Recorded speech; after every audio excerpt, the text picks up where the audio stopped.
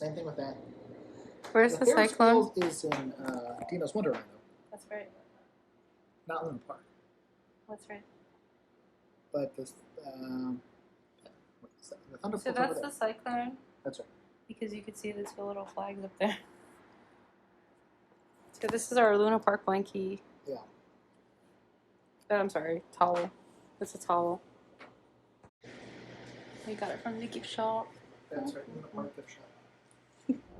Hi, so I wanted to ask you a little bit about our favorite, at least my personal favorite ride in the whole wide world. God bless. The Coney Island Cyclone. So you could see the first half of the video. We still have our Coney Island towel, and we absolutely love it. So we've been using it quite a lot. I don't know if I'm gonna keep using it now. I'm not sure because I want to preserve like the logo on the towel. Anyway, I don't know. I'll probably still use it. I don't know. Who knows? Anyway, so I wanted to interview my husband about his experience with the Coney Island Cyclone because I introduced him to the roller coaster since I had family living in the area nearby. I remember that it's always been one of the best places in the entire world. Before Hurricane Katrina hit Coney Island, the boardwalk was elevated a few feet above the sand, and it was really nice. And my parents took me there, and I remember the fondest moments of being with them on the boardwalk. So I'm always gonna have a nice piece of connection to that place because my parents unfortunately did not make it to their marriage, but they did take me out there several times. And I remember getting a cute little black kitty when I was younger, and my mom took me on the Ferris wheel. I'm sorry, the carousel, the horse carousel. Horse carousel. The horse carousel. So that was really fun. I have pictures of my mom carrying me on that. I don't know if I might have lost some of them in storage, unfortunately, but it's really sad. But you know, those memories are still in my heart. God bless. So I had a great time. Now, with that being said, there's always a lot of like gross coughing outside. It's like people were always coughing outside our apartment. Anyway, so I had a lot of positive nostalgia going back, but on our journey to the paranormal, like with the Amityville Horror, which was accidental, the Addie C, which I think that they'd prefer not to be kind of mixed in with all this stuff, but in some other places, I think that like places like Maggie's Bridge, you know, those places you kind of visit and you have like this impending sense of doom or this heavy energy, and you can't really explain it, right? So I think that that is a result of people who've been through traumatic experience.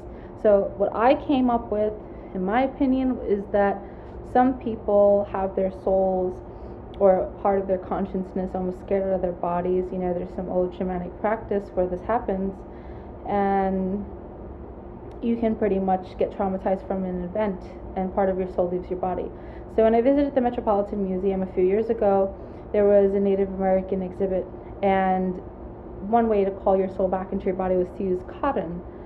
So that was on the exhibit, and some shamanist people would do a drumming, and I think they used to do that at my old college too. They had like shamanic drumming sessions in like the Icelandic church that we were going to, and we were it was really cool, you know. It was really cool. So me and my husband did not go to that shamanic drumming, but we made our own. So because I think there's a lot of people who were you know, maybe in my opinion purposefully evoking some sort of trauma in others to cause, you know, maybe mental illness, but also to scare the soul or certain aspects and parts of the soul out of the body.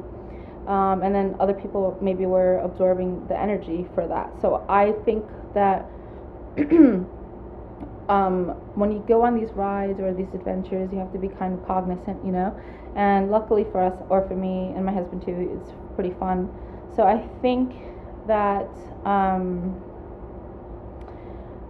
the haunted part comes from that. Maybe there's some sort of soul aspect or some sort of energy aspect that comes out of the body when people are scared or people have a violent death or an unfair death, and you kind of want to quote the Bible, and you're hoping that there's some kind of righteousness in the world. But to some atheists, they're probably just like some people who don't want any spiritual contact, and they completely think that we're just products of the brain. But not one person is right. I think everybody has their own experience and what life is to them.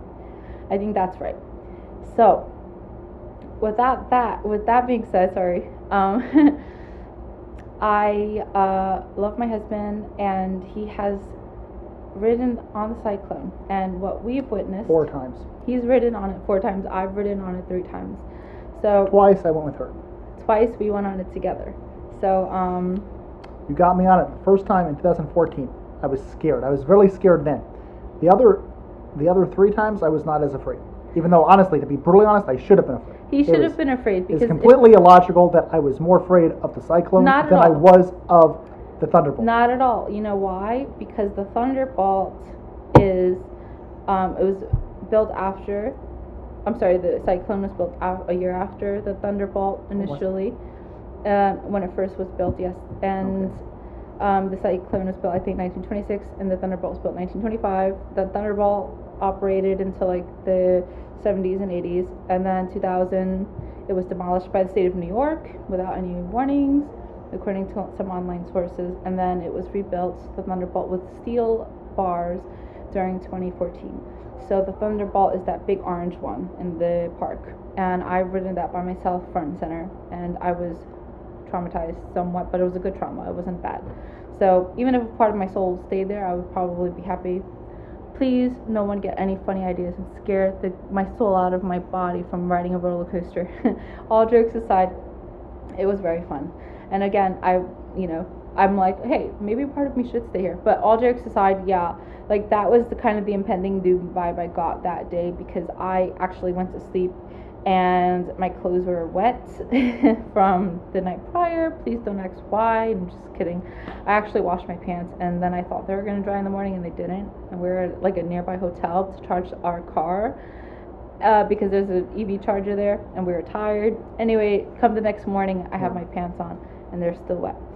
So with that being said, I ride on the Thunderbolt, and that's what happens. I'm very scared. I feel like I'm wet, and I'm going to fall off the Thunderbolt. So please don't try that. Do not try that. It was absolutely terrifying.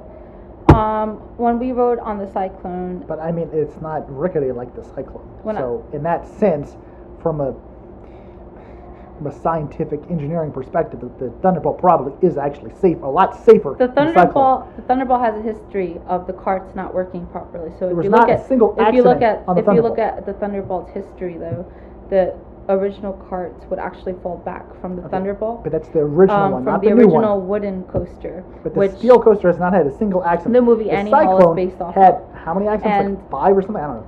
So that's the thing. So the Thunderbolt literally was rebuilt. Maybe it had to be rebuilt because maybe it was dangerous. And the Cyclone... the original Cyclone's like almost 100 years old. The original Cyclone, we went to its 90th anniversary, and we rode it on the 90th anniversary around that time. And it's operating fine. They sent an engineer to go check it out every single day. So they keep it as best as they can. Now, with the Thunderbolt, there was a history of the original coaster with a very similar angle and design, and the carts would actually not make it up all the way. So the people who worked there would actually have to go and push up the carts on their own, because they would actually fall down. And somebody wrote a review online about, I don't know if it was on ConeyIslandHistory.org. I wrote a review and I made it, on the webpage, but there's original workers who would actually go on that site and comment and say we would actually have to push these carts off on the Thunderbolt manually.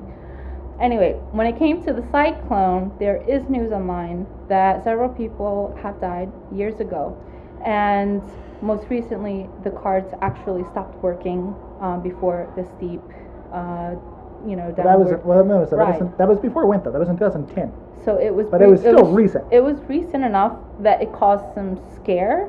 It was very scary. Well, after you showed me that, we went on it together before 2000, before I read about the tragedies that happened on it. So here's otherwise I probably would have been scared, but I still went on again. We went together again in 2000. So the first time we went, it was 2014. Then that was the only time that I was actually that I was really afraid. I was afraid. I was almost afraid. I was almost not going to go on. And she was going Here's to go the by mini herself. interview with husband and wife. That's right. We went on the coaster, and he was less afraid. I think it's haunted because okay. I tried to record him when he went by himself. Because I went on the one time by myself. I went on the Thunderbolt by myself. Summer. And he went on the Cyclone by himself. That's right. And I tried to get a video, and my phone just, I mean, the battery was kind of low, but my phone just completely shut off. So, you know, around haunted areas, the phone, you know, like devices shut off. So when I was by the Cyclone, the phone shut off completely.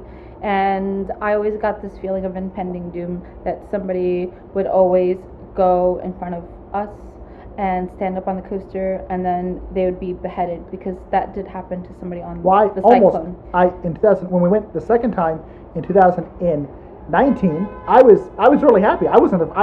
And then afraid. what happened? And then I stand up. I was like, "Yay, Cyclone forever!" He stood up, and well, I didn't stand up, but I put my hands way up. And right before I went to like a beam, and she was like, "No, put your hands down, Robert. You're gonna get your hands chopped off or something." I love you. So, luckily, but yeah, thank you. Luckily for his wife, who loves him more than life itself, God bless, I asked him to please put his hands down, because there's 3 warnings on the coaster. One, I saw the news that the guy hit his head on the cross beam, and he died, obviously, on the roller coaster, which is running at a certain speed. And then I believe it's 60.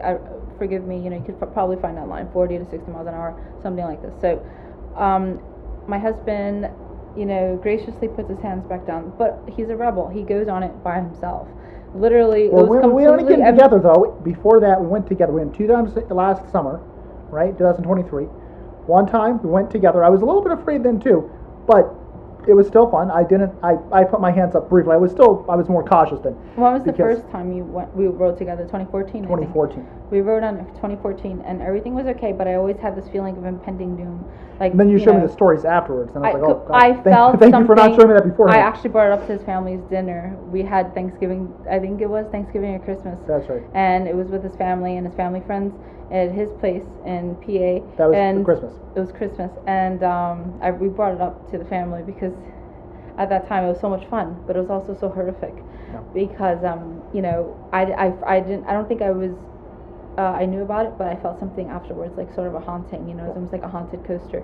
Nobody's talking about it because it's something that you just don't, you know, maybe it's taboo, or some people don't want to, you know, associate anything negative or scary with the coaster. But the truth is that just like a house or a bridge could be haunted, you know, why can't a roller coaster be haunted? I mean, the roller coaster stopped in midair, and I could not get a video of him, no matter how hard I tried.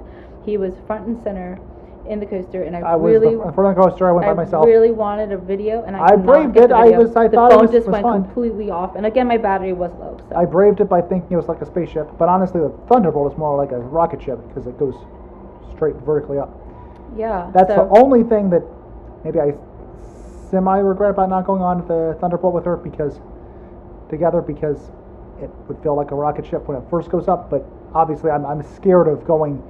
I know it's irrational, but I'm scared of going vertically up, vertically down especially, and then upside down. The Thunderbolt is highly scary. Yeah, so I recommend that you try both coasters. You know, this is a disclaimer. We're not saying that you should go on the coasters, but for the sake of having some fun, as an opinion, we recommend them.